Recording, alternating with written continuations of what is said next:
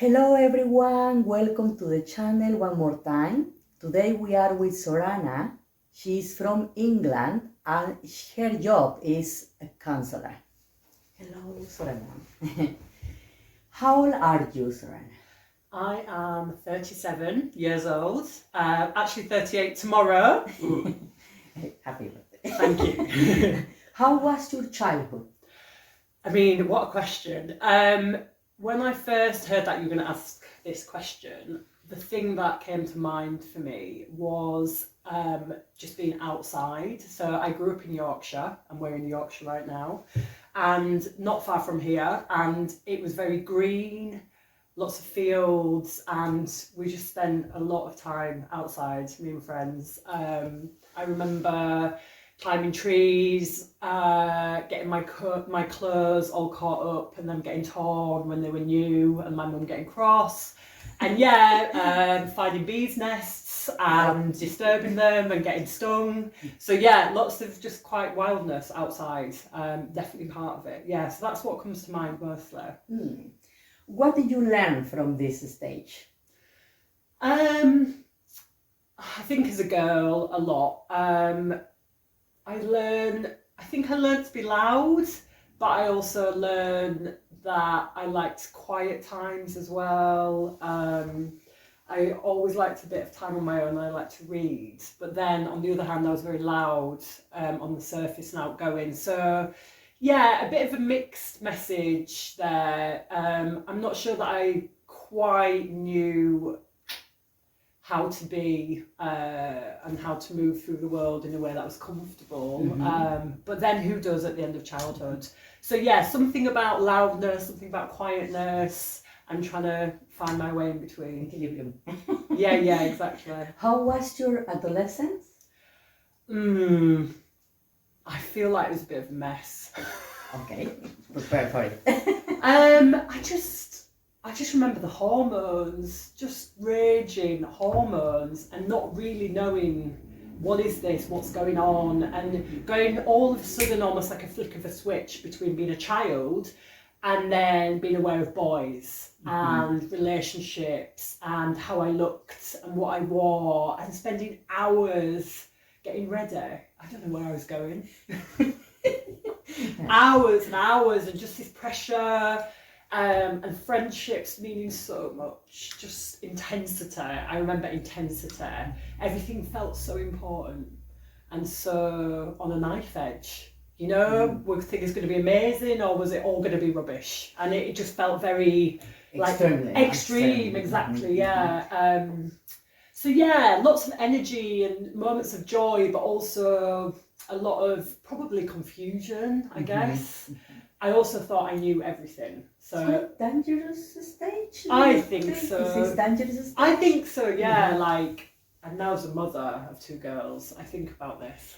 You know, the adolescent brain doesn't process risk in the same way as adults. Quite literally, adolescents take more risks. They're wilder because their brains are just not formed in the ways ours are yet. So I was just taking risks, walking in the dark a lot. This was pre-mobile phones, just quite carefree. But for adults, sometimes it's the opposite, you know, they don't take any more risks. Very true. So, yeah, somewhere in between. I wouldn't want to and I've actually taken risks as an adult as well. I wouldn't say I'm I do like new things, and I like trying things out. But I know about safety now in a way that I just don't think I did then. What did you learn from your stage as adolescent? Well, I think I learned that the world was full of possibilities, definitely. I came out of adolescence, I went to uni at 18, and I kind of knew I'm going to go to uni and I'm going to find this whole new world. And I had this sense of possibility and adventure. And that definitely was nurtured by my parents. They believed that I could do whatever I wanted to do. So I definitely had that. I had this a spirit, freedom, sense of adventure and possibility, yeah, which is a good thing. Yes, of course. What have you learned in your adulthood? Well, I'm still learning, obviously. I'm definitely still learning.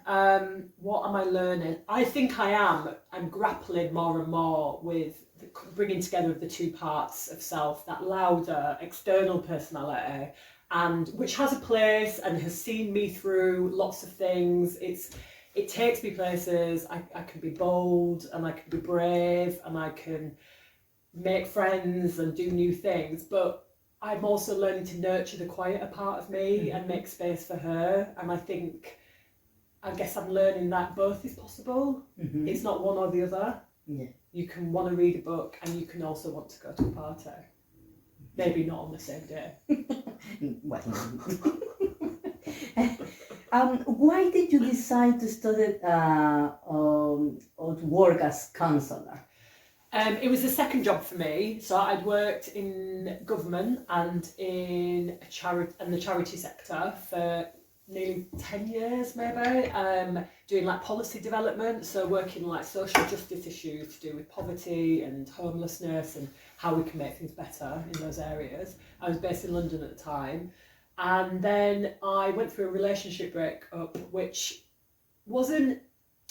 it was like I've been in the relationship for 10 years, but I think what took me to therapy was just how it felt like a shock.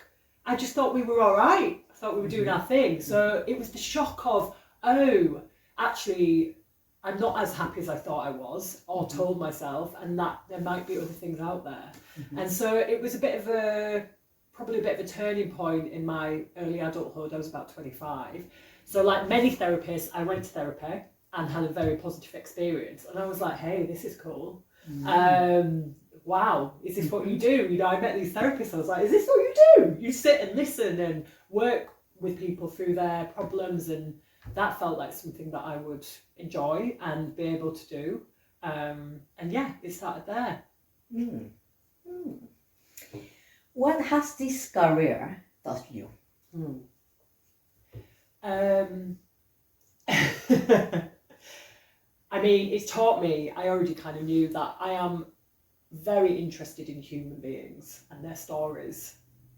It's just, every person is different, every story is different. It's taught me to be humble, that I don't have all the answers, nobody has all the answers. It's taught me that I can be with people when they're not okay, and I can sit and I can tolerate that and be with people in their distress and maybe offer them comfort. And it's a job where you never stop learning, so it's quite good for the ego, because what I learn more is that I don't know. What I'm learning is what I don't know, and it's like, oh, that and that happened, and it's just a constant journey. You never arrive. Do you think any people can become to student or dedicate to be a counselor, or you need to work first with yourself and then or how I mean, because a lot of people can be there out and being counselor and maybe they can't listen or how it works, how... Yeah, I think you have to do a lot of work on yourself. So it is about listening. It's actually a lot about listening, like actually listening though. Yeah, exactly. not just going, yeah. It's like listening, like two levels. You know, I might be listening to the words that you're saying, but also noticing your body language as well. So there's multiple levels of listening, and that takes work and skills. I think that's a skill that you can develop, you know, a muscle.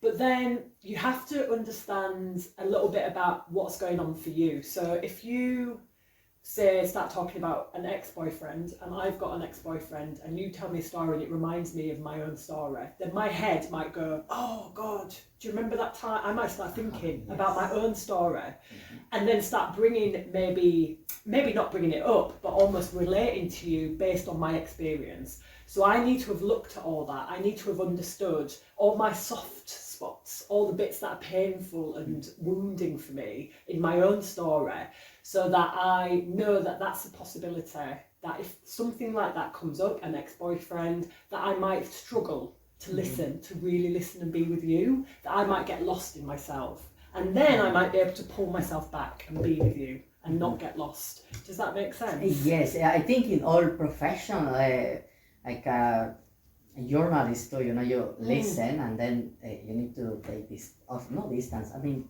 neutral.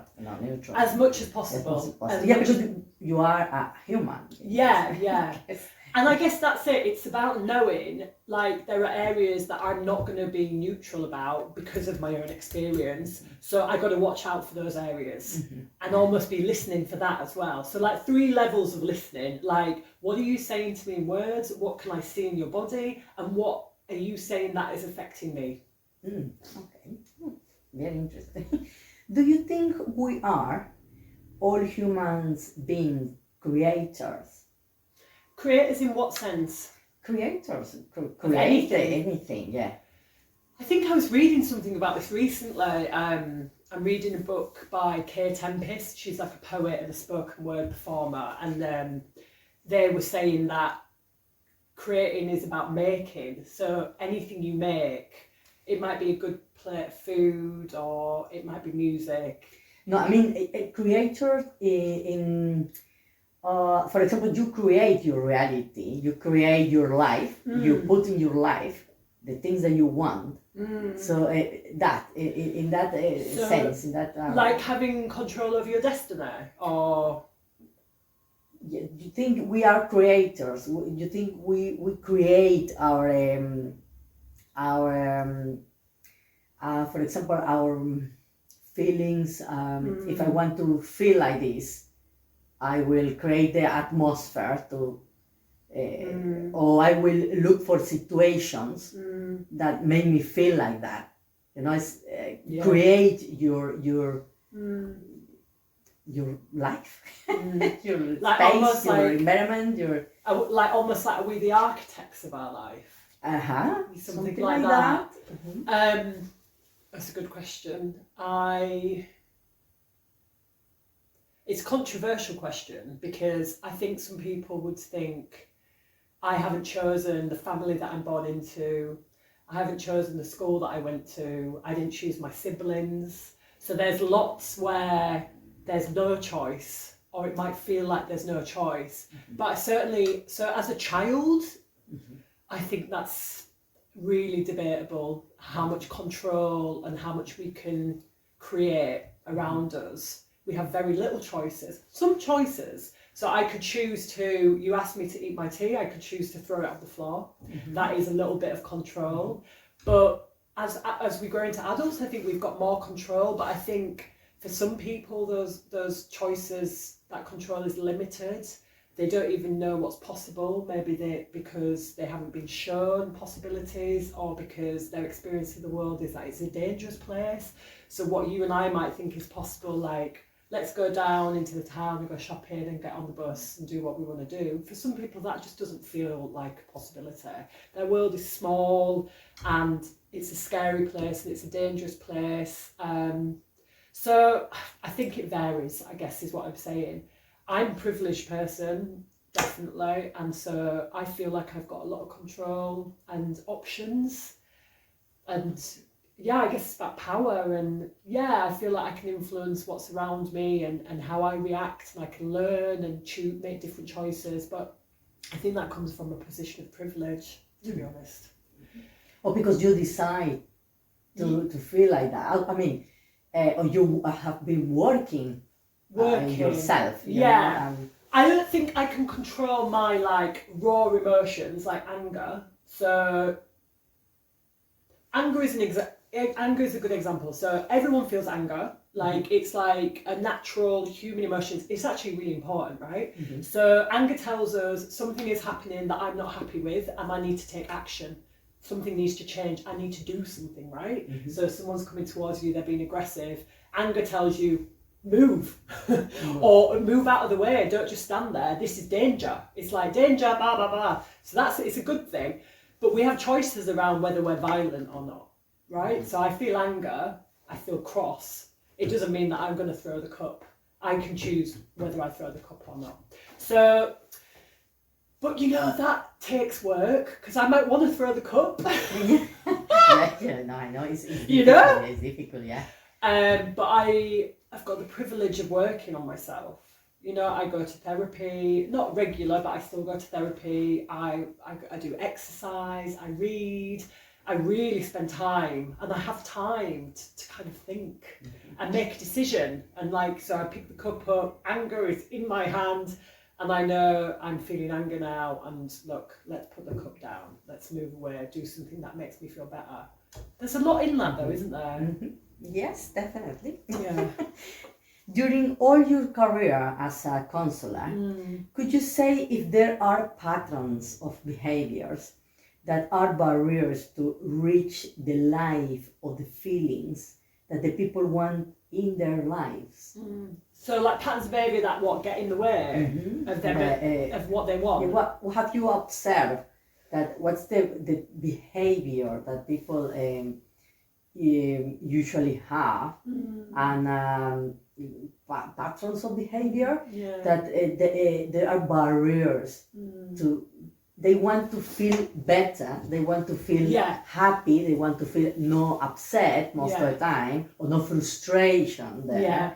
But those are barriers, I think, I consider, and to reach, feel peace, in harmony, in equilibrium.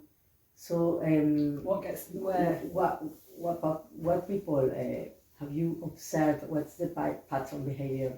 One of my first jobs was in a rehab for addiction, for drug and alcohol addiction, and 100% like addictive behaviours, whether it's addiction to sex, whether it's addiction to drugs, alcohol, certain types of people. I think people can end up doing the opposite of what they want to do and feeling the opposite of how they want to feel. So with alcohol, I want to feel happy, I want to feel light, free, easy, relaxed. First drink, it feels good, buzz. 10 drinks in, argument with your partner, going to bed late, don't get up for work, get in trouble at work. All of a sudden you've gone from this is a relaxed thing to help me to actually this is interrupting my life. This is stopping me doing the things that I want to do, earning money, being secure, being safe, being in a stable relationship. So it really, I've simplified it there, but that relationship with alcohol can end up dominating and toxifying all other relationships. I've definitely seen that, and I've worked with people who are desperate to find a way to give it up, but they're in such turmoil and upset and distress that first hit, that short-term hit, is worth it in the moment, and it kind of makes them forget about all the other things that they're trying to achieve. I wouldn't wish alcoholism on anyone. I think it's really destructive. Yeah. And alcoholism, we are talking about one sip of that substance. It's not because everything has the beginning, It has a beginning, yeah. Some people, my experience is that some people cannot have one drink. It's not possible for them. 1 is 10, 1 is 20. That's my experience. I'm not saying that affects everybody like that, but for some people they can't. Or addictions to no healthy relationships too. Or friends. No need to be your your couple or your partner, your partner or your husband or whatever it is. Friends. Or colleague or whatever. So one of the things that I read recently, and I can't remember who said it, but it was about like, if you have an interaction and it leaves you feeling worse than when you started, what's that about, right? So you and I sat together now, when you leave here, I think I will feel good. I think it will have given me something. Mhm. But if I was to feel worse, I'm questioning, not sure, what's going on in our relationship, what's going on in our dynamic. And I think we can really easily end up again and again surrounding ourselves with people where the dynamic, the two of us together, for whatever reason, it's not only one person, it's both, right? It just doesn't, it's not adding, it's taking away, you know? And I see it all the time. And then people, you know, find themselves in relationships with similar types of people and the same thing happening over and over again, and they feel like they're trying to make a change, and it feels like they're just going round and round in circles. Often my experience is that underneath it, the person who keeps finding themselves with people who don't make them feel good doesn't feel very good about themselves. So they don't think they're worth it. They don't think they're good enough to be with good people, or people who make them feel good. Mm-hmm. Does that make sense? Yes, absolutely, yeah. You've got to think you're worth it. Yes. You've got to look at it and be like, hey, that's not working for me. I don't maybe know why, but I'm going to press pause. Mm-hmm. Exactly. And say no. And say no. Yeah. You know? Yeah. Because you most of the time are thinking of how she will feel about how 100%. we will carry on, you know, because And I think especially as women, we're not very good at saying no, and we want to look after and take care of people. I don't want to hurt her feelings, I don't want to do this and da. And then you know what? You're surrounded by people and you're just sapped of energy, and you're wondering why. And then you're wondering why you're irritable and why you've got no energy. Oh, yeah, I know. Do you think that the childhood stage is the key to have a healthy life? That's a very good question. I'm an optimist, right? That's why I work with people, because I think change is possible, right? Yes, absolutely, yes. Otherwise, what are we doing? Exactly. We're just going to give up. So I start with that. I think change is possible. However, I do think that for some people, what happens in childhood, and I've, you know, very sadly had to listen to people's stories that are very, very extreme, stories that I can't forget, and they have such an impact, and they're so dominant. They never disappear. It's like, it'd be like asking the weather to change. It's not possible. But can you carve out your own life and a way of being in it? I think so. I hope so. I hope so. Do you have children? Yes. Yes. What do you think a child needs in terms of growing emotional and mentally healthy? Some level of stability. So mum and dad, or mum and dad, or whoever are around, not just sat here, but they make time, even if it's a little bit of time, to listen and to hear what I'm saying. You know, I'm worried about going to school tomorrow. Okay, can you tell me about that? Just something, just hearing it, so that the child knows I matter, and adults listen, and I can speak up. It's worth it. So something around that. I mean, listen, this stuff is hard. Yeah, we all understand. You know, that mobile phone. Mobile phone, yeah. Stability, and I think something about, I think this is changing our understanding since I was a child, but if a child is sad, rather than saying, don't be sad, validate it. I see you're sad, what's going on for you? It's okay to be sad. I mean, we might not want to see our child sad, but that's just human, like it's human nature, and it's okay. We can talk about it. It's okay to be angry. It's not okay to hit your sister, but it is okay to be angry. I think that's a massive difference to saying, don't be sad, don't cry, don't be angry, don't. Because what a child hears is, I can't be how I am, I've got to hide it, or I've got to pretend. And where does that all go, right? Sometimes it's just how we feel. It's got to be allowed. So we've got to allow the child. I mean, this is hard.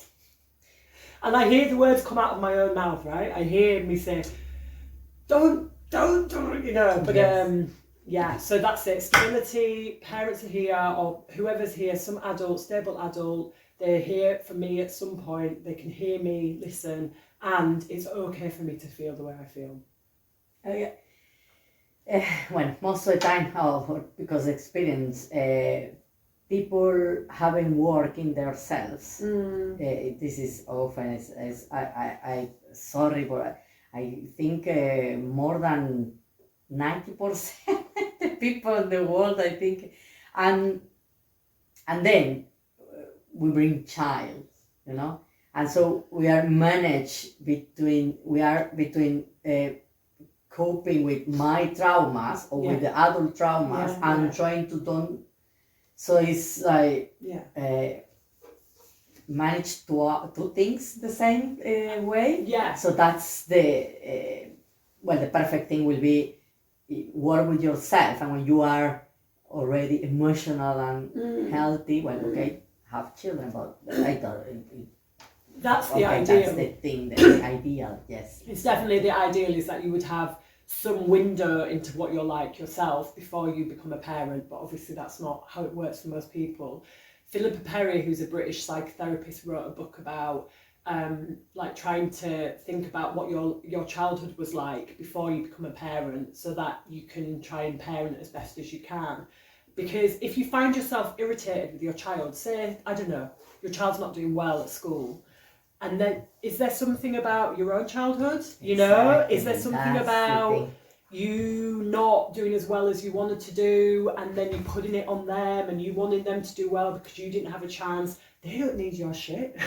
They've got their own stuff, you know. So it is worth thinking about. If you have a really strong response to something your child's doing, what is it about that behaviour? What does it mean to you? Exactly. Because actually often it's not actually about them, it's about you. Yeah. Yes. But this stuff again, in the moment, you know, when you're just trying to cook tea and they're shrieking, it's hard. Yeah. we try. For you, what love means? Oh my God. I think, although this sounds, I won't say it's boring. Safety and stability definitely come up. Yeah. I just wouldn't, that for me is the most important thing. I'm not drawn to chaos in that way. There is a routineness that I do like. But then the other half of it, and I am thinking about my partner at this point, which is a particular type of love, of course, is some kind of connectivity and fizz, right? So when you talk, something happens. There's excitement and possibilities and a fizz, you know? Are you excited by what I'm excited by, or can you get excited by it because I'm excited by it, you know? Just something where there's a connection and something happens and a movement. Yeah, I think both things, which are kind of dissimilar, but I don't know. I think both is possible. For you, what forgiveness means? Oh, such an important word. I feel like this is I'm learning. I'm not a natural. I don't forget, you know, I hold on. And I think it's really dangerous for us when we hold on to things that people have said. That time when you, 10 years ago, all that. And then we carry it. And it's like this burden, you know, it's like a sack on us. So I think forgiveness is about giving ourselves a break. It's letting go so that we can breathe. Because I don't need all that on my back. I'm all right. I don't need to, you know, that thing that the girl said to me 10 years ago, I just want to let it go and make peace. So it's about peace and it's about freedom, actually. It's not about saying what you did was okay. For me, it's not that. It's about something for me. Yes, absolutely. For you, what hate means? Yeah, it's a good question. I try not to read the news anymore, which there's pros and cons, right, of that. But it's a self-protection thing because I think because of the work I do, I hear stories. I feel like, I don't want to be arrogant, but I feel like I know what humans do to each other because of the stories that I hear. And I have to kind of buffer. I need a protection. I can't let it all in. But the other day I read the news and this article is just so disturbing. And I wrote a little bit afterwards to try and let some of that energy out. And I was trying to think about how does someone end up so hate-filled, and how do they end up being able to treat someone like that? Because that's, I think, what hate for me looks like. It's about mistreatment of others. And all I could get to was just how they had been treated themselves, and how they didn't know what love was, and they hadn't shown love, and they're not able to drink a cup of tea and enjoy it, and they're not able to have a conversation, and they don't feel peace. So I think hate is the opposite of all those things, and it's very dangerous. Okay, Sorana, thank you very much. It was a pleasure to meet you, to have this interview. Hope this interview bring to you light, and you can take whatever you need from this, and hope you are doing very well, and thank you for being with us, to join us, and see you in the next interview. Thank you.